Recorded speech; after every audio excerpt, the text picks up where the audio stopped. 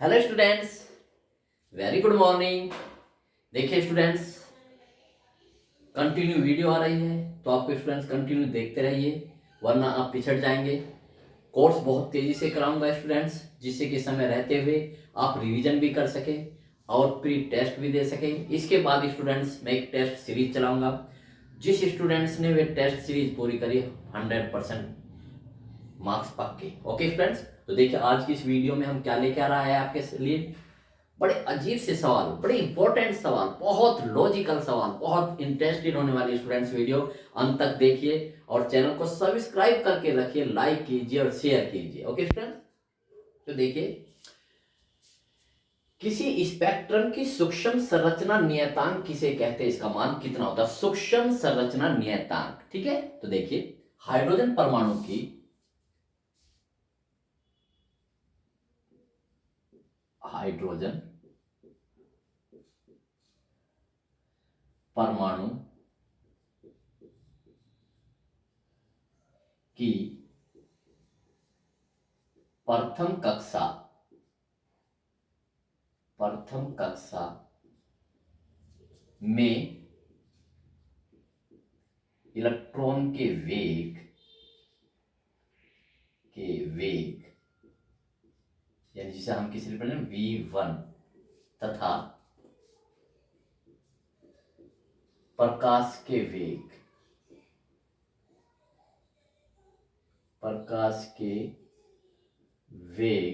जिसे हम c से रिप्रेजेंट करेंगे के अनुपात को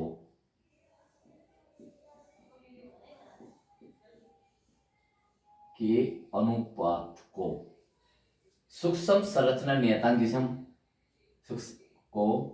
सूक्ष्म संरचना नियतांक, सूक्ष्म, ये कई बार स्टूडेंट्स पूछा गया है। सूक्ष्म संरचना नियतांक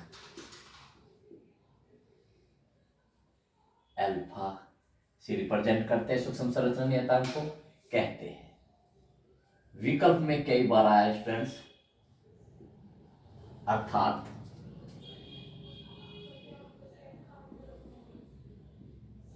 सूक्ष्म संरचना नियतांक अल्फा बराबर v1/c। ठीक है स्टूडेंट्स, और आपको ये है स्टूडेंट्स, और इसे ब्लॉक करके रखिए। ये हमारा सूक्ष्म संरचना, अब देखते हैं इसकी वैल्यू कितनी आती है। ठीक है स्टूडेंट्स, देखिए हाइड्रोजन परमाणु की 9वीं कक्षा में वेग कितना होगा, प्रथम कक्षा में वेग, प्रथम कक्षा में इलेक्ट्रॉन का वेग, देखते हैं कितना स्टूडेंट्स, इलेक्ट्रॉन का वेग v1, यह स्टूडेंट्स v1 बराबर h/2 ठीक है स्टूडेंट, 2 एप्सिलॉन में देख लेते हैं स्टूडेंट्स, ये ई स्क्वायर ऊपर स्टूडेंट, ई स्क्वायर 2 एप्सिलॉन ई। ठीक है स्टूडेंट्स, ये है, और प्रकाश का वेग c है। ठीक है, जिसका मान, अगर हम स्टूडेंट्स इसको रिप्रेजेंट करेंगे तो इसका मान आएगा, इन सब की वैल्यू रखेंगे, इसकी वैल्यू रखेंगे, इसकी वैल्यू रखेंगे, इसकी वैल्यू रखेंगे, तो इसे कैलकुलेट करके जो आएगा हमारा, वो आएगा स्टूडेंट्स 2.19 गुना 10⁶ मीटर प्रति सेकेंड। और आपको स्टूडेंट्स इसकी कोई वो नहीं है।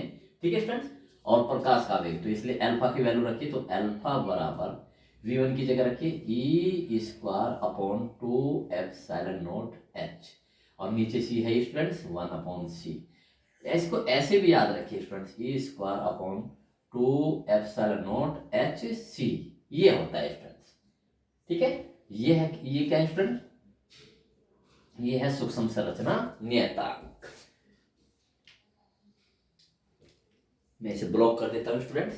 इसको ऐसे भी याद रखिए, जो बच्चे कंपटीशन की तैयारी करने चाहते हैं, और जब इसकी देखो ये भी सब कांस्टेंट है सी, तो इसकी वैल्यू जो होगी स्टूडेंट, शुद्ध नंबर होगा अल्फा बराबर 1/137। याद रहेगा स्टूडेंट्स, इसका ये बिल्कुल नंबर है, इसका को देखो, क्योंकि ये भी प्रकाश है, ये भी क्या है, वेग है, ये भी वेग है, वेग के मात्रक से विवेकन करो तो ये एक शुद्ध संख्या है जिसका मान होता है 1/137। तो आपको तो स्टूडेंट्स ये याद रखना है कि सूक्ष्म संरचना नियतांक का मान कितना होता है, 1/137 होता है। ठीक है स्टूडेंट्स, दूसरी बात याद रखनी है, सूक्ष्म संरचना नियतांक क्या होता है, V1/C। जो जो मैंने ब्लॉक किया है आपको सिर्फ वो याद करना है स्टूडेंट। अगर आपको स्टूडेंट्स कंपटीटर स्टूडेंट बनना है, ठीक है, तो वो आपको जो मैंने ब्लॉक किया है उसको करना है। ठीक है फ्रेंड्स, तो सूक्ष्म संरचना नियतांक होगा, ये विकल्प में आता है। सूक्ष्म संरचना नियतांक का मान क्या होता है, 1/137। याद रहेगा फ्रेंड्स। तो देखिए नेक्स्ट क्वेश्चन की तरफ हम बढ़ते हैं। तो देखिए स्टूडेंट्स, बोहर कक्षा की त्रिज्या का मान कितना होता है। शॉर्ट क्वेश्चन जो है वो हमेशा स्टूडेंट्स आपके छूटते हैं, ठीक है, और वो ही हमारी परसेंटेज को डिक्रीज करते हैं। तो देखिए हम स्टूडेंट्स हाइड्रोजन परमाणु की क्या करेंगे, 11वीं कक्षा की त्रिज्या के सूत्र लिखेंगे, महत्वपूर्ण सूत्र। देखिए इसके महत्वपूर्ण क्या स्टूडेंट सूत्र यहां लिख देता हूं मैं। देखो 11वीं कक्षा की त्रिज्या, 11वीं कक्षा की त्रिज्या क्या स्टूडेंट्स, Rn बराबर 0.528 एंगस्ट्रॉम इंटू n स्क्वायर। याद रहेगा स्टूडेंट्स, nवीं कक्षा की त्रिज्या और nवीं कक्षा का कोणीय संवेग लिखो, nवीं, ये समय स्टूडेंट्स छोटे छोटे, nवीं कक्षा का कोणीय संवेग, कोणीय संवेग, ठीक, कोणीय संवेग कितना होगा स्टूडेंट्स, NH/2π। आज मैं इन पर स्टूडेंट्स कराऊंगा, ठीक है स्टूडेंट्स। और भी देखिए स्टूडेंट्स, देखिए nवीं कक्षा की ऊर्जा, nवीं कक्षा या ऊर्जा स्तर, ठीक है, कक्षा या ऊर्जा स्तर। फिर समझिए स्टूडेंट, कक्षा किसके लिए यूज किया जाता है, इलेक्ट्रॉन के लिए। ऊर्जा स्तर के लिए क्या, किसके लिए यूज किया जाता है, परमाणु के। ठीक है, अगर मैं इस सेंटेंस को बोलूं तो मैं कहूंगा इलेक्ट्रॉन की nवीं कक्षा की ऊर्जा। अगर मैं परमाणु के लिए बोलूंगा तो nवें परमाणु की nवीं ऊर्जा स्तर की ऊर्जा, कक्षा की ऊर्जा क्या होगा स्टूडेंट्स, En बराबर -13.6/n² इलेक्ट्रॉन वोल्ट। ये फार्मूले स्टूडेंट्स मैंने आपको लिखे और इनको आप ऐसे ही याद रखेंगे। आज टोटल देखिए कितने शानदार स्टूडेंट्स इसके न्यूमेरिकल है, ये लीजिए, ठीक है, ये हो गया।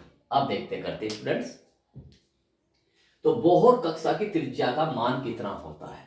ठीक है, अब बोहर कक्षा कौन सी होती है स्टूडेंट्स, ठीक है, हाइड्रोजन परमाणु की प्रथम कक्षा की त्रिज्या को बोहर कक्षा कहते हैं। ठीक है, तो लिखते हैं हाइड्रोजन, आंसर इसका, ठीक है स्टूडेंट्स, उत्तर लिखते हैं बाकायदा। देखो हाइड्रोजन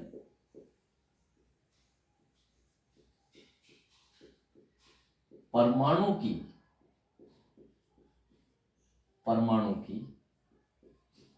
प्रथम कक्षा को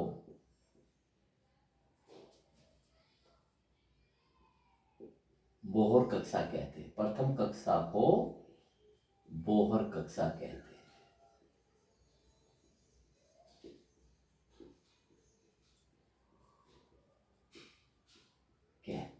ठीक है, तो बस अब हमें क्या निकालना, अर्थात हमें बोहर कक्षा की त्रिज्या निकालनी है। तो प्रथम कक्षा की त्रिज्या तो क्या होगा, देखो मैं लिखता हूं, अतः बोहर, देखो करने का तरीका देखना स्टूडेंट, अतः बोहर कक्षा की त्रिज्या बराबर हाइड्रोजन परमाणु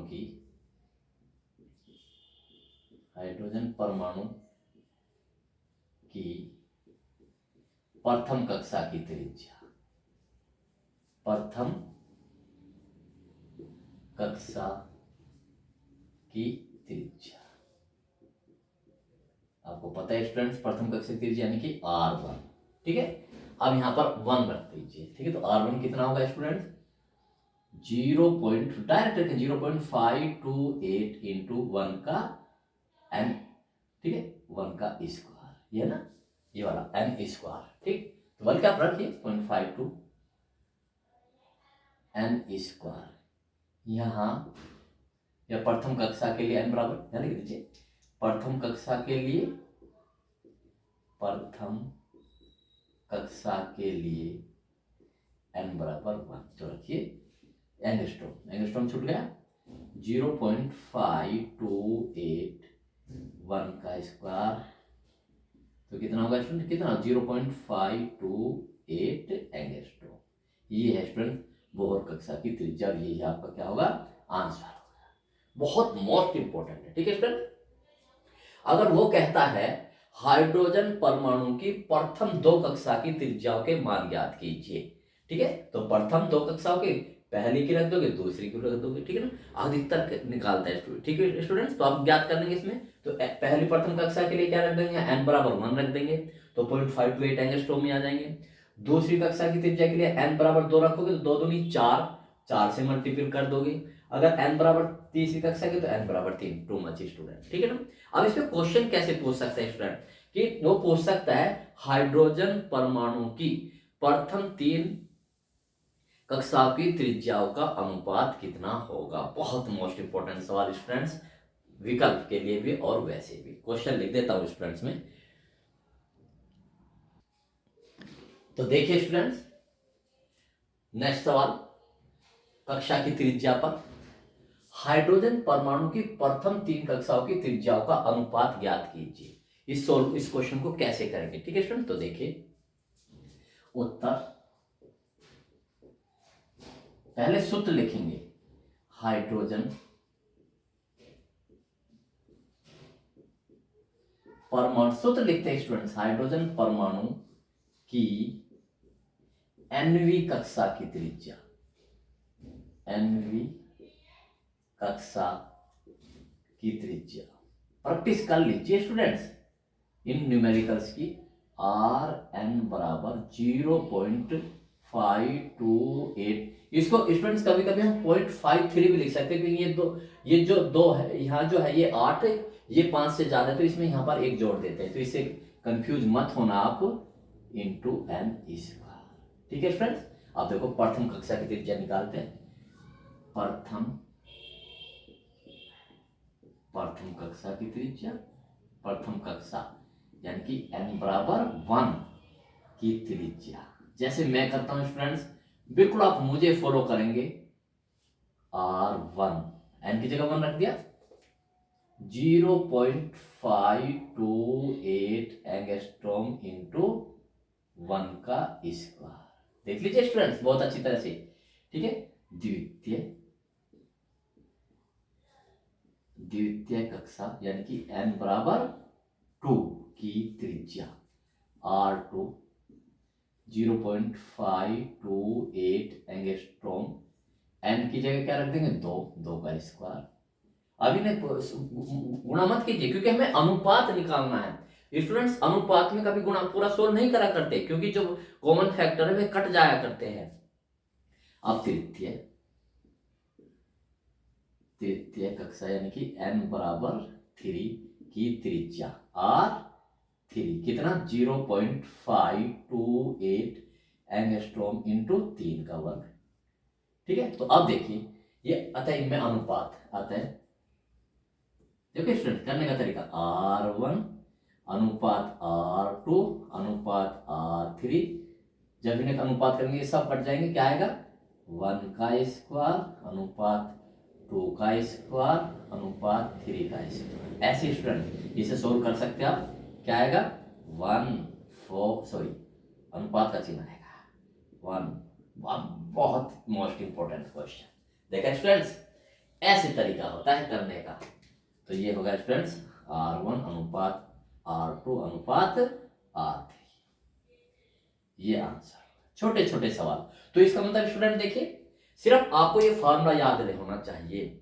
जब भी आप स्टूडेंट्स वीडियो को वॉच करें, तुरंत या इस वीडियो को तैयार करके रख दीजिए, nवीं कक्षा की त्रिज्या पर न्यूमेरिकल जो शॉर्ट क्वेश्चन यदि आते हैं तो बिल्कुल जस्ट ऐसे आएंगे, आप उसको nवीं कक्षा की त्रिज्या का ये सूत्र याद रखिए, पूरा सूत्र याद नहीं, 0.528 एंगस्ट्रॉम इंटू एन स्क्वायर, ये रखना और ध्यान रखना एंगस्ट्रॉम में। ठीक है स्टूडेंट्स, बहुत मोस्ट इंपॉर्टेंट। ठीक है स्टूडेंट्स, नेक्स्ट क्वेश्चन की तरफ हम बढ़ते हैं।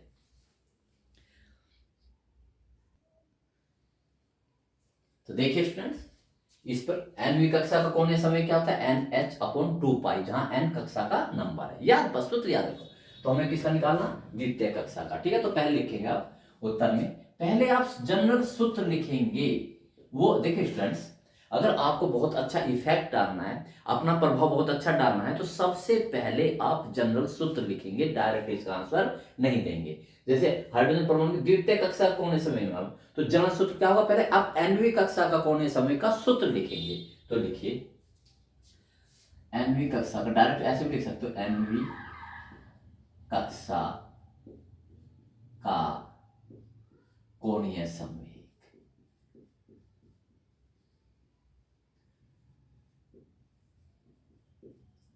ठीक है, nवीं कक्षा में घूमते हुए इलेक्ट्रॉन का कोणीय संवेग कितना है स्टूडेंट्स, बराबर NH/2 पाई।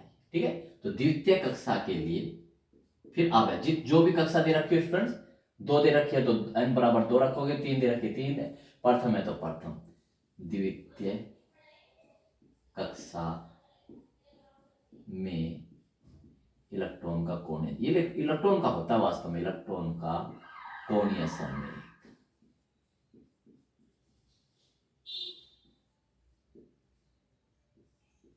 संवेग द्वितीय कक्षा, यानी कि यहाँ पे रखो n बराबर 2 पर, अच्छा रहेगा। ठीक है, कितना होगा, n की जगह 2 रख दी, 2H/2 पाई। तो कितना है स्टूडेंट्स, ये H/पाई। ठीक है, अगर स्टूडेंट्स आपको इसकी वैल्यू रखनी है, रखना भी चाहिए अगर पूछता है, तो H का मान कितना होता है, 6.625 गुना 10 की घात -34 अपॉन, देखो स्टूडेंट्स इसका मान क्या है, जूल सेकंड। ठीक है स्टूडेंट्स, क्या है इसका मान क्या था, जूल सेकंड।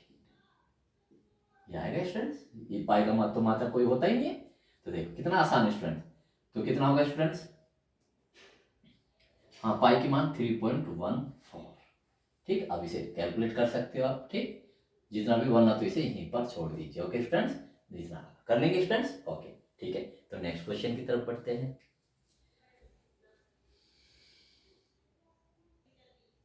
तो देखिए स्टूडेंट्स, इस पे न्यूमेरिकल कैसे करता है, बहुत ही सिंपल है स्टूडेंट, ध्यान देखिए। वो कहता है हाइड्रोजन परमाणु में संक्रमण 3 से 1, यानी कि तीसरी कक्षा से पहली कक्षा में, जब इलेक्ट्रॉन तीसरी कक्षा से पहली कक्षा में संक्रमण करता है, या अगर परमाणु के, जब परमाणु तीसरे ऊर्जा स्तर से पहले ऊर्जा स्तर पर संक्रमण करता है, तो कितनी ऊर्जा उत्सर्जित होगी। आप एक भी ध्यान रखेंगे, एक संक्रमण के संगत केवल एक फोटोन निकलेगा। ठीक है, तो देखिए, तो इसको सॉल्व को कैसे करेंगे स्टूडेंट्स, सिर्फ आपको उत्तर लिखना है। ठीक है ना, तो लिखेंगे हाइड्रोजन परमाणु में, हाइड्रोजन परमाणु के nवें ऊर्जा स्तर, परमाणु के साथ ऊर्जा स्तर, ऊर्जा स्तर की ऊर्जा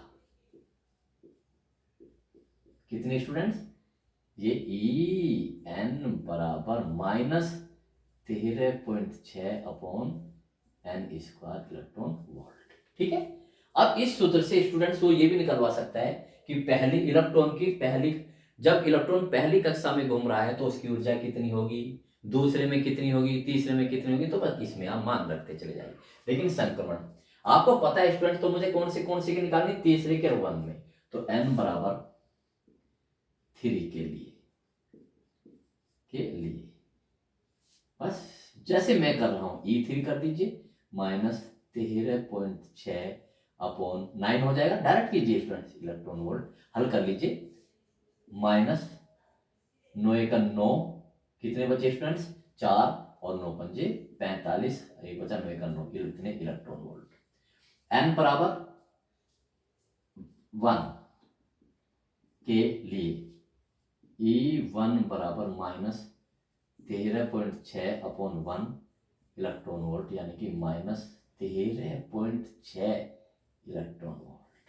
ठीक है स्टूडेंट्स, अब आपको पता है कि उत्सर्जित तो क्या होगा, दोनों ऊर्जा अंतर के बराबर। बोहर के अनुसार, बोहर के अनुसार उत्सर्जित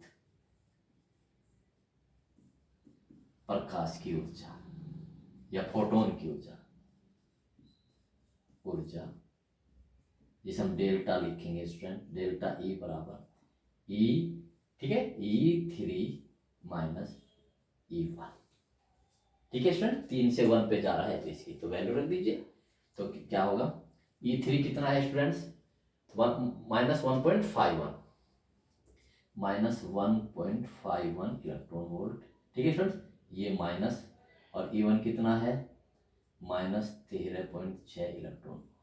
हमेशा 3 में से एक, ऐसे ऐसे 1 में से 3 नहीं घटाओगे, 3 से 1 पे जा रहा है तो कितना आया students, -1.51 electron volt, minus minus plus हो जाएगा 3.6 इलेक्ट्रॉन वोल्ट। घटाइए कितना आएगा स्टूडेंट्स, जब इसे घटाओगे ऐसे, इसे गलती मत करना, 1.51 और कितना है स्टूडेंट 13.6, तो ये 1 हो गया, 15 में से गए 9 और यहाँ रह गए 10, सॉरी उल्टा कर दिया, बड़ा तो ऊपर लिखा जाएगा 13.6, ठीक है स्टूडेंट्स, और ये 1.5 ले लीजिए, चलो कर लीजिए, 10 में से कोई 9, यहाँ 0 स्टूडेंट्स, और यहाँ क्या होगा 12.09 इलेक्ट्रॉन वोल्ट, ठीक है स्टूडेंट्स, तो 12.09 इलेक्ट्रॉन वोल्ट इतनी ऊर्जा उत्सर्जित करेगा, ठीक है स्टूडेंट्स। कितना आसान, तो कोई से की भी संगत आप ऐसे निकाल सकते हैं, आपको सिर्फ ये सूत्र याद होना चाहिए, ठीक है स्टूडेंट्स। और मैं बताता हूं हाइड्रोजन परमाणु की आयनन ऊर्जा कितनी होती है। तो हाइड्रोजन परमाणु की आयनन ऊर्जा कितनी होती है, बहुत ध्यान से स्टूडेंट्स, n की जगह 1 रख दीजिए, ठीक है स्टूडेंट्स। तो कितनी आएगी मैं बता देता हूं यहाँ पर, हाइड्रोजन उसकी ये लीजिए स्टूडेंट्स, ये प्रथम कक्षा है, n बराबर 1, तो प्रथम कक्षा में ऊर्जा कितनी है स्टूडेंट्स इसकी, -13.6 इलेक्ट्रॉन वोल्ट, क्योंकि n की जगह क्या रख देंगे स्टूडेंट्स, 1 रख देंगे। अब इसको कम से कम कितनी ऊर्जा दे कि ये वाला इलेक्ट्रॉन कक्षा इस पूरे परमाणु को छोड़कर बाहर चला जाए। ये इलेक्ट्रॉन तब, जब तक इसकी इलेक्ट्रॉन की ऊर्जा माइनस में है तब तक ये इसके नाभिक के आकर्षण बल से बंधा रहेगा, लेकिन जैसे ही इसकी ऊर्जा 0 या धनात्मक हो जाती है, ये इससे बाहर हो जाता है, परमाणु को छोड़ जाता है और आयनित हो जाता है, ठीक है। लेकिन हमें कम से कम देखनी है, तो कम से कम क्या होगी 0, तो 0 करने के लिए से कितनी ऊर्जा देनी पड़ेगी स्टूडेंट्स हमें, +13.6 इलेक्ट्रॉन वोल्ट, तो 0 हो गई, 0 के साथ, तो इसका मतलब कितना करना पड़ा, आयनन ऊर्जा कितनी हुई 13.6 इलेक्ट्रॉन वोल्ट। याद रखो 13.6 इलेक्ट्रॉन वोल्ट हाइड्रोजन परमाणु की क्या होगी स्टूडेंट्स, आयनन ऊर्जा होगी, ठीक है स्टूडेंट्स। तो आयनन ऊर्जा की क्या डेफिनेशन है, आयनन ऊर्जा की ये डेफिनेशन है, हाइड्रोजन या किसी परमाणु की मूल अवस्था से किसी परमाणु को बाहर निकालने के लिए कम से कम जितनी ऊर्जा की आवश्यकता होती है उस ऊर्जा को आयनन ऊर्जा कहते हैं, तथा उसके संगत विभव को, क्योंकि ऊर्जा किसके माध्यम से दी जाती है, विभव के माध्यम से, तो उसके संगत विभव को आयनन विभव कहते हैं। कितना सिंपल है स्टूडेंट, तो मेरे एक एक वर्ड्स को देखिए, चेक कीजिए स्टूडेंट, तो ठीक है स्टूडेंट, समझ में आ गया। अब नेक्स्ट क्वेश्चन की तरफ हम बढ़ते हैं।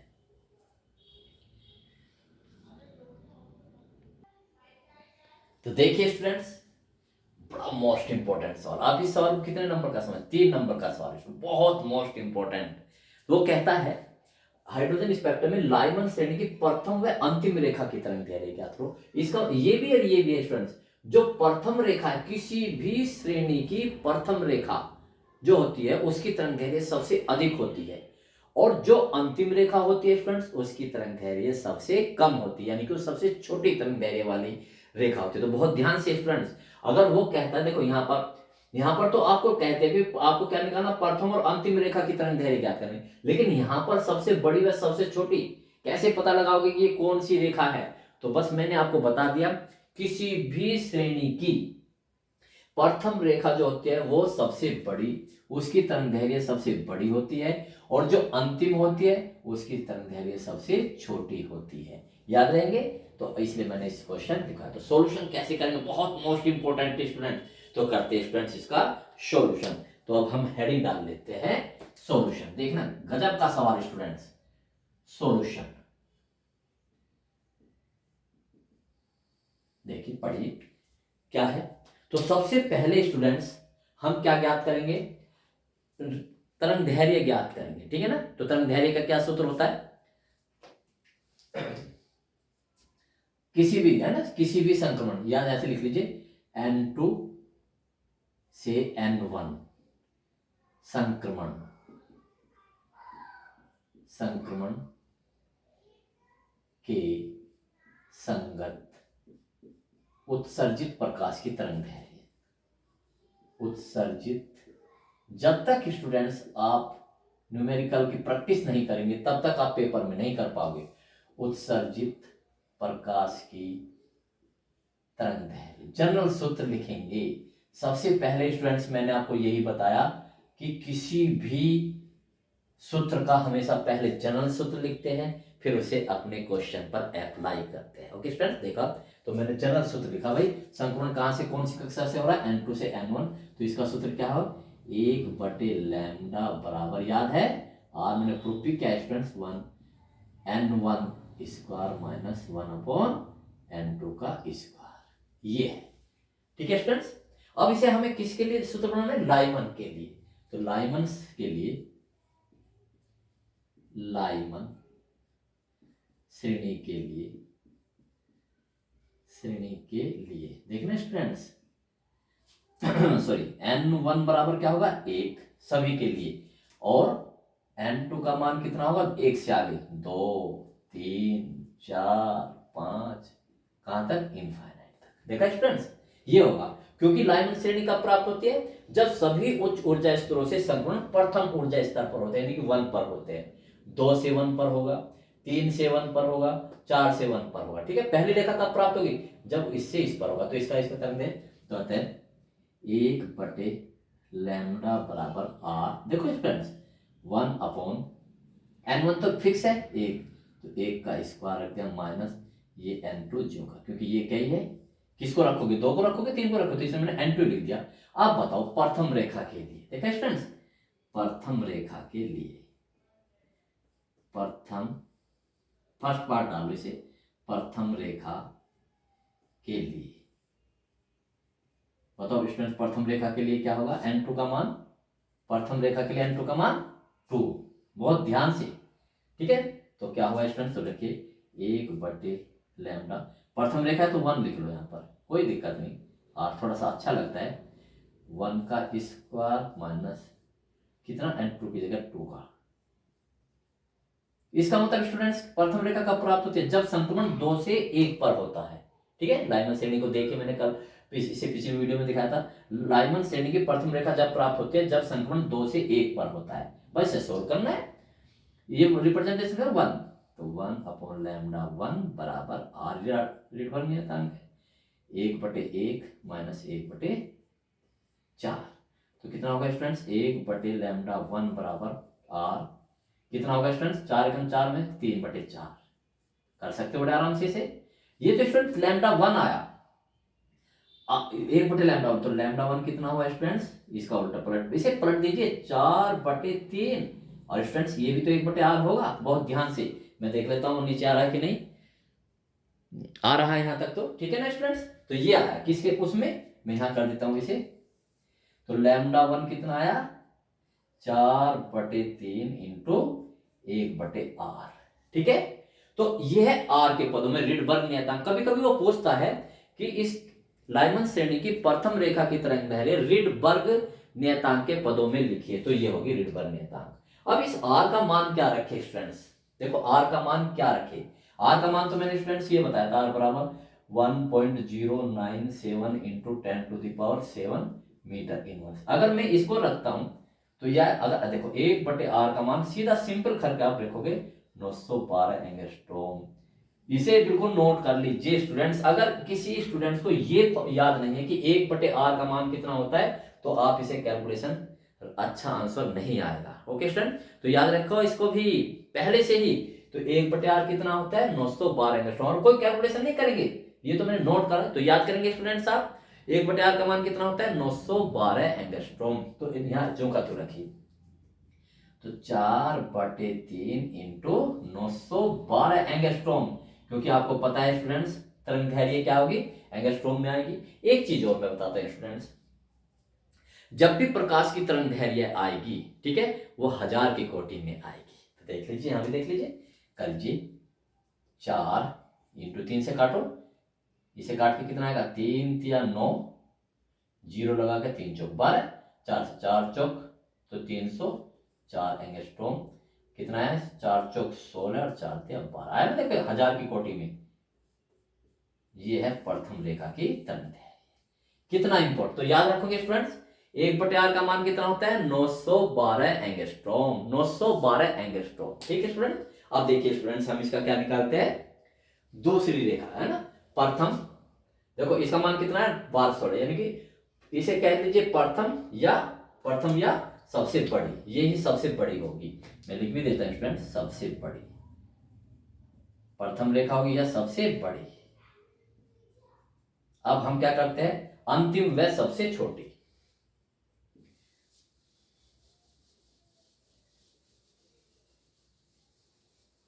कल ये देखिए,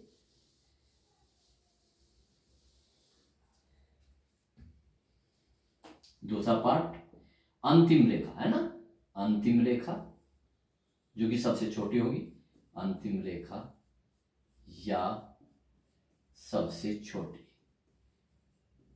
या सबसे छोटी रेखा की तरंग है, रेखा के लिए n2 बराबर कितना होगा स्टूडेंट्स, ये है ना एमएन श्रेणी का फॉर्मूला है ना, 1 तो फिक्स है, n2 कितना होगा अनंत, अंतिम रेखा के लिए अनंत। तो रखिए 1/, यहां भी आप इनफाइनाइट रखिए, और 1/1 का वर्ग माइनस 1/, इसकी जगह क्या रखेंगे स्टूडेंट्स, का वर्ग, तो 1/r1, ये तो 0 हो जाएगा स्टूडेंट्स, इनफाइनाइट से भाग दोगे तो क्या होगा, 1/λ अल्फा बराबर r। तो बताओ स्टूडेंट्स, ये तो लैम्डा अल्फा कितना आया, 1/r, और किस लैम्डा कितना मान होता है, 912 एंगस्ट्रॉम। कितने सिंपल स्टूडेंट्स, कितने आसान सवाल है स्टूडेंट, लेकिन आप जब तक नहीं करेंगे तब तक आप उन्हें अच्छी तरह पेपर में नहीं कर पाओगे। भले ही कोई सवाल कितना भी आसान हो, लेकिन जब तक आप उसकी प्रैक्टिस नहीं करेंगे स्टूडेंट, तब तक आप उसे पेपर में सॉल्व नहीं कर सकते, ठीक है स्टूडेंट। तो बिल्कुल ऐसे करते हैं, एक सवाल और करते देखते हैं स्टूडेंट्स।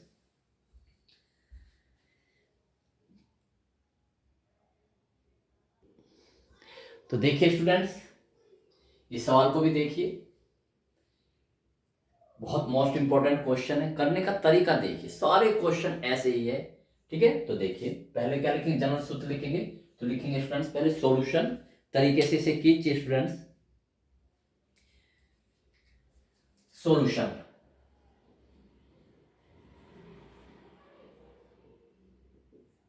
तो लिखिए बिल्कुल उसी तरह से, संक्रमण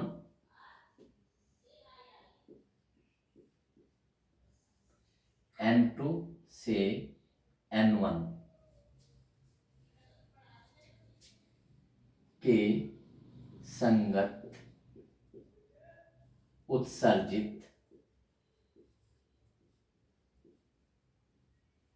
प्रकाश की तरंग दैर्घ्य,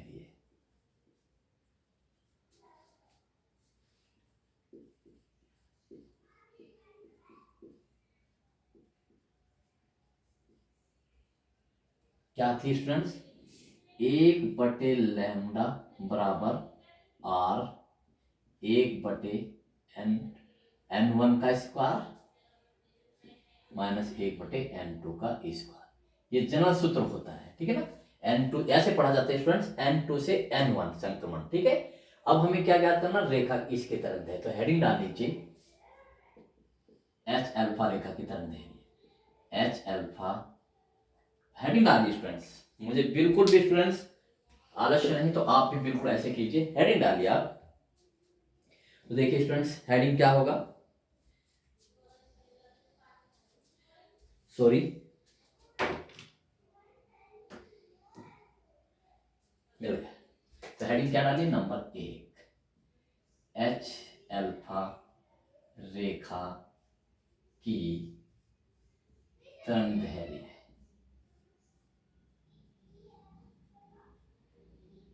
एच अल्फा रेखा की तरंगदैर्घ्य, ठीक है फ्रेंड्स। तो लिखिए एच अल्फा। एच अल्फा ध्यान रखो, आप देखो इसमें ये नहीं पता चला, मैंने आपको जब करा तो एच अल्फा किसे कहते हैं? बामर श्रेणी की प्रथम रेखा की तरंगदैर्घ्य, तरंग लाइन को एच अल्फा कहते हैं। बामर श्रेणी की दूसरी रेखा को एच बीटा कहते हैं, तीसरी को एच गामा कहते हैं। यानी कि जो ये नोटेशन होता है H alpha H beta gamma, तो ये किसके लिए होता है? बामर श्रेणी की होती है, ठीक है ना, केवल बामर श्रेणी के लिए होता है। तो लिखते हैं एच अल्फा रेखा बामर श्रेणी की प्रथम रेखा होती है। बामर श्रेणी की प्रथम रेखा को कहते हैं, प्रथम रेखा को कहते हैं। अगर स्टूडेंट्स यहां बीटा होता तो बामर एच बीटा रेखा बामर श्रेणी की द्वितीय रेखा को कहते हैं। अगर यहाँ एच गामा होता तो एकदम एच गामा रेखा बामर श्रेणी की तृतीय रेखा को कहते हैं, ठीक है, ध्यान रखेंगे। तो स्टूडेंट्स हम बामर क्या लिखेंगे स्टूडेंट्स? बामर श्रेणी का फॉर्मूला लिखेंगे। तो देखो बामर श्रेणी की रेखाओं की तरंगदैर्घ्य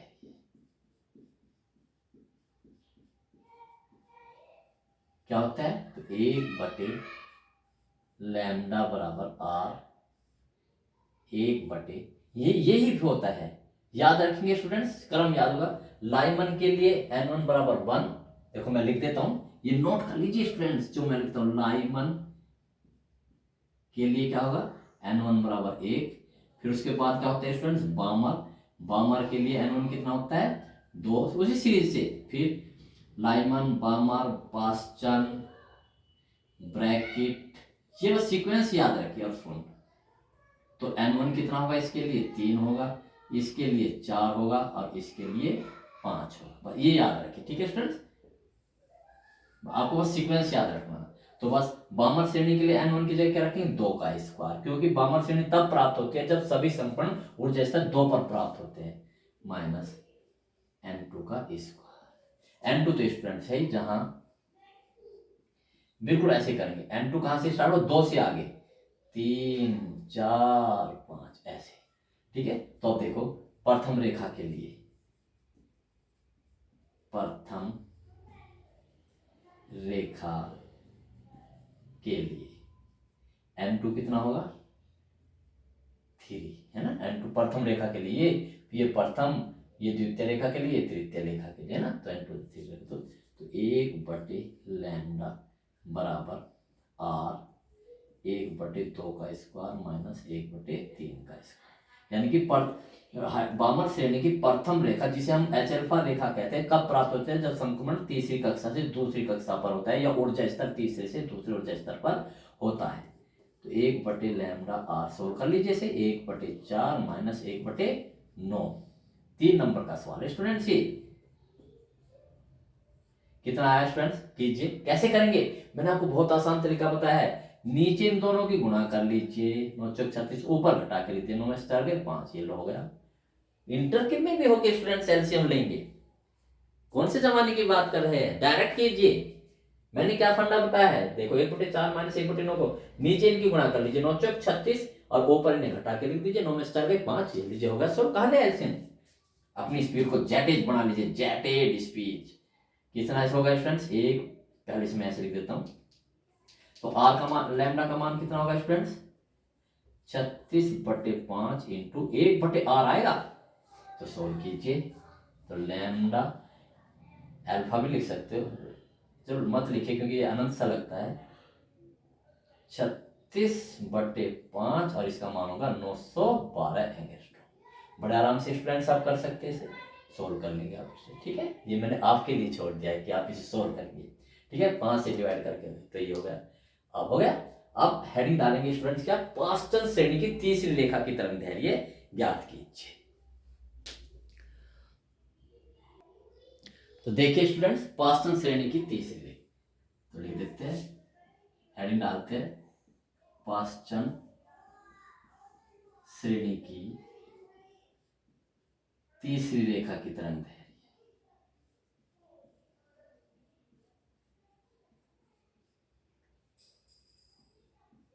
तरंग दैर्घ्य, ठीक स्टूडेंट्स। तो लिखते हैं, देखो, तो पाश्चन श्रेणी के लिए क्या लिखेंगे स्टूडेंट्स? पाश्चन श्रेणी के लिए बहुत पाश्चन श्रेणी की रेखाओं की तरंग दैर्घ्य, रेखाओं की तरंग दैर्घ्य का सूत्र क्या होगा? 1/लैम्डा बराबर आर। 1 की जगह क्या लिखोगे स्टूडेंट्स? कौन सा नंबर है पाश्चन? Lyman, बामर, पाश्चन, bracket, फुंड। तो कौन सा नंबर आया पाश्चन का? तीसरा। लाइमन, बामर और पाश्चन। तो n1 की जगह क्या रखेंगे? 3 का स्क्वायर माइनस n2 तो बहुत सारे होते हैं, जहां n2 का होगा इससे आगे से 4, 5, 6, 7 100 अंत तक लिख लो, ठीक है स्टूडेंट्स। अब हमें कौन सी रेखा निकालनी है? इसकी तीसरी रेखा। तो तीसरी रेखा के लिए बिल्कुल मुझे फॉलो करेंगे तो बहुत आसान होगा। तीसरी रेखा के लिए बताओ, ये प्रथम रेखा के लिए, ये द्वितीय रेखा के लिए, तृतीय के लिए। तो n2 कितना होगा? 6। 1 2 3 तीसरी 6 तो रखिए 6।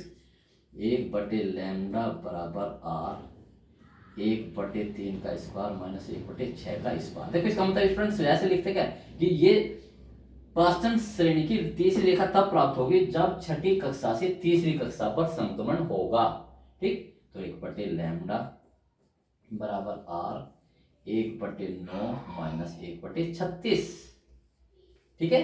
6×36 सोल्व करना है इसे बस। तो 1/लैम्डा बराबर आर, ठीक है। अब फिर वही फंडा, इसमें 4 से मल्टीप्लाई, इसे 36 करने के लिए 4 से ऊपर 4 × 4 = 3, 3/36। याद है ना स्टूडेंट? देखो अगर यहाँ भी 36 हो जाए तो हम ऊपर डायरेक्ट घटा सकते हैं। तो यहाँ ऊपर नीचे कितने से मल्टीपल करनी पड़ेगी? 4 से। 4 × 4 4 9 36, 36 तो नीचे हो गया, ऊपर 4 4 में से गए 3, 3/36। कितना है स्टूडेंट्स ये?